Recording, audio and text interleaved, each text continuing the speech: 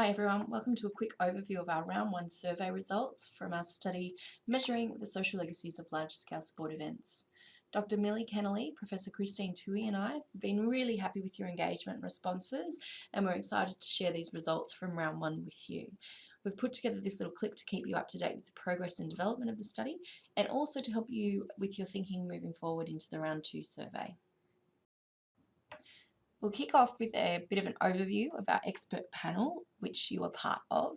We sent out our survey to just over 100 experts, which we had identified from around the world, and we were really excited to have 45 people complete and submit their surveys.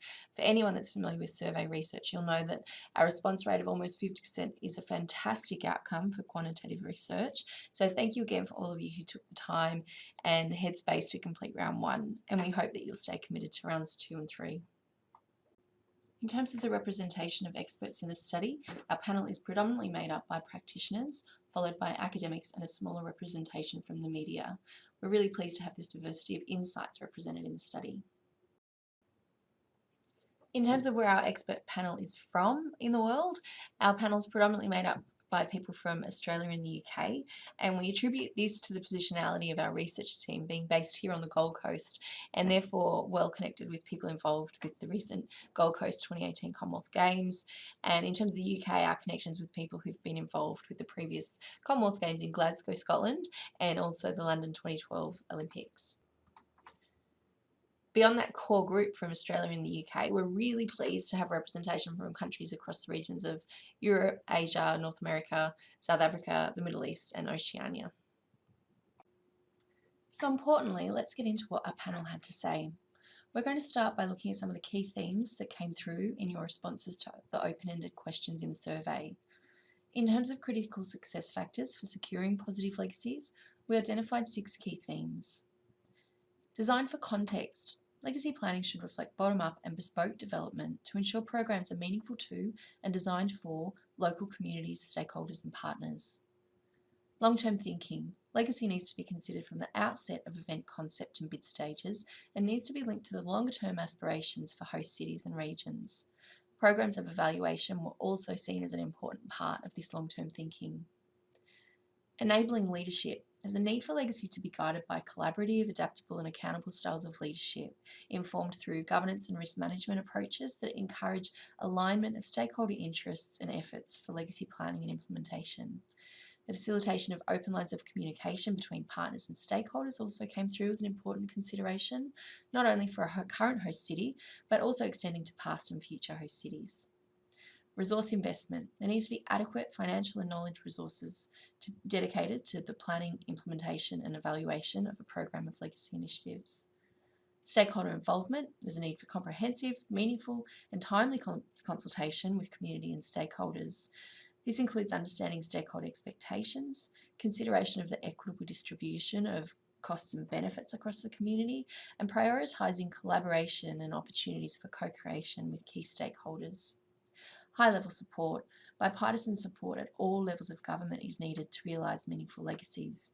Politicians need to support the various aspects reflected here in these key themes to see legacies secured for their host city. We also asked you to provide commentary on any social legacy types grouped under unsure, unimportant or unrealistic. The types of feedback we saw here we've labelled as challenges for social legacy, and we've identified 6 key themes in the responses. No one size fits all. Local event context and the type of event will impact on what might be desired and what might be achievable.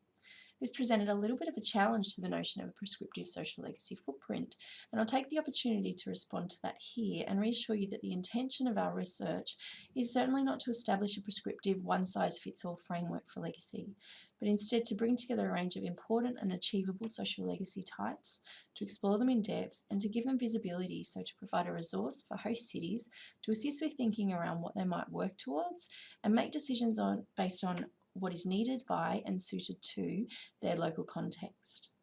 Breadth and complexity. There are a range of social legacies that might be realised through the hosting of a large-scale sport event, and these might be prioritised differently depending on those contextual factors for the host city. In terms of complexity, many social legacies are interrelated or interdependent, and some may rely on precursors and or a combination of factors to be aligned before a particular social legacy outcome might be realised. Managing expectations of events. It was acknowledged that events can be powerful influences across a number of societal issues, but there are limitations to what they can deliver on, and it's important for us to manage expectations and be realistic about what can be achieved. For many social legacy types, there are a multitude of influences on these beyond the hosting of an event. So an event itself may be limited in what it can affect in those more multifaceted areas. Next theme, events plus to achieve desired legacies, presented a slightly different angle to the managing expectations theme, with the perspective coming through that to achieve social outcomes, events need to be complemented by a broader and coordinated set of initiatives. This means an event might be one initiative in a broader program to contribute to meaningful legacy outcomes. Evaluation challenges. There are sometimes challenges in identifying the causal links between the hosting of an event and particular outcomes, particularly if events are part of a broader program of interventions suggested through our Events Plus theme. And there's also challenges in demonstrating attribution effects over time. The political interest in events can contribute to subjective accounts of outcomes, and for some social legacy types, there's a lack of sound evidence available to prove or disprove outcomes. And lastly, duality of outcomes. Particular social legacy types can have both positive and negative outcomes. For instance, gains in security and surveillance has the potential to impact on civil liberties and human rights. These were really great insights, and in round 2 we're going to delve a little bit further into the areas of context and evaluation with you.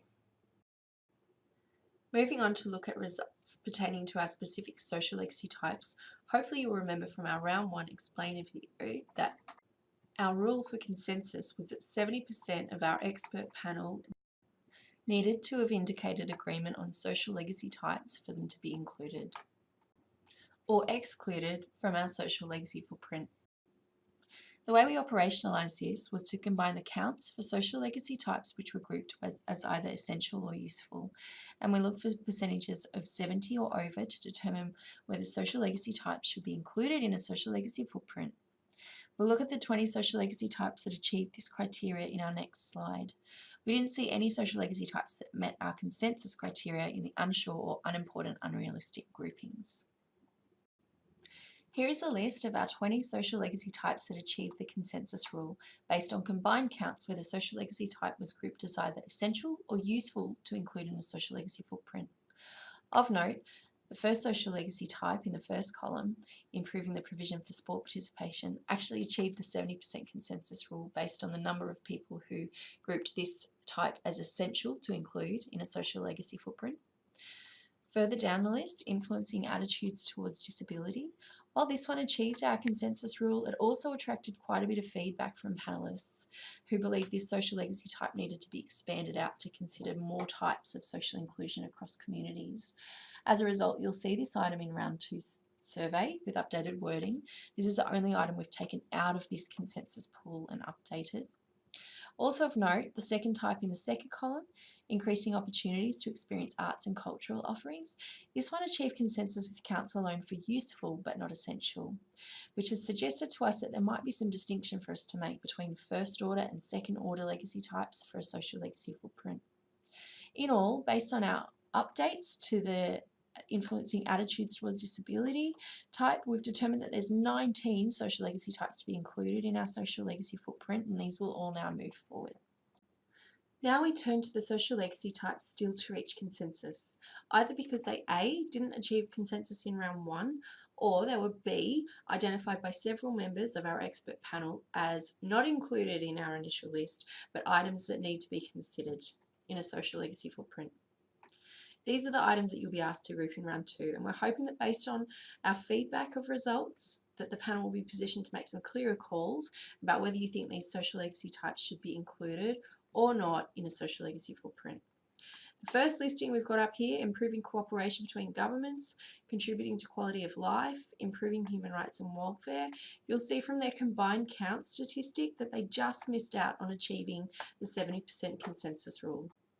This second listing of social legacy types, including contributing to individual identities through sport symbols, memories and history making, improving information management, improving security and surveillance measures, had a much more mixed results for grouping, with roughly a third of you believing that they should be included, a third being unsure, and another third believing that they should be excluded from a social legacy footprint.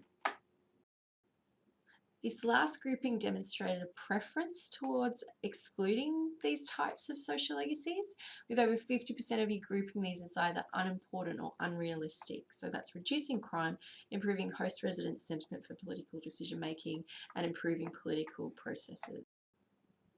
In this last column, we have several legacy types that were identified for consideration based on your ideas in round one. I'll provide a little bit of commentary here for the fourth and fifth ones in the list. We were interested to see ideas of physical infrastructure and economic development identified as needing to be considered in a social legacy footprint. We want to be very clear that this study is about social legacies, which are often overlooked in preference for the physical and economic legacies. However, the picture that we observe through your open-ended feedback is there's an interrelatedness of legacy types, and that in many cases there's a need to realise physical and economic outcomes in order to achieve those subsequent and related social legacies. So based on this, you'll see that we've worded these statements to highlight the physical and economic aspects are facilitators of those social legacies. In the last legacy type in the listing, it's got a star next to it because this is the new wording to reflect that feedback from round one on needing to broaden the item on attitudes towards disability out to the social inclusion of all people within the community. We hope that given our update on the findings from round one, you have a clearer idea on where these social legacy types fit or not within a social legacy footprint. Remember, going into round two, that based on the consensus rule we identified at the beginning of this study, we require 70% of the panel to agree on social legacy types to be included. Thanks for watching to the end. Now we move into round two, where you'll be asked to consider the legacy types which did not achieve consensus in round one, as well as those new items identified in round one.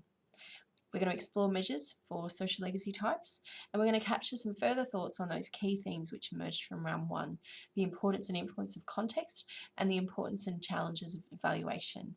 Let's get started.